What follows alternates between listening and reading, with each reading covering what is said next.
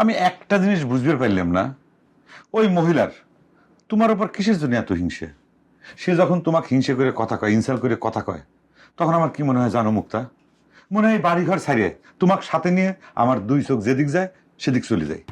বাদ দাও তো, জাগের বউ একটু বেশি সুন্দর, তাগের এরকম মানুষের কাছ থেকে কটু কথা শুনতেই হয়। আমার কিন্তু ভালোই লাগে যখন তোমার ভাবি আমাকে হিংসে করে। কি করছো?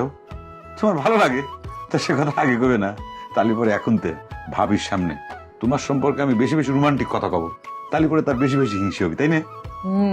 আচ্ছা, আব্বাক নিয়ে কি কথা হয়েছে সেটা তো করলি না।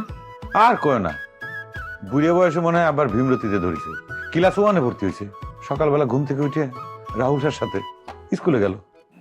কি তোমার আব্বা স্কুলে ভর্তি হয়েছে? খালি তাই নাকি, স্কুল ড্রেসও বানা ফেলাইছে।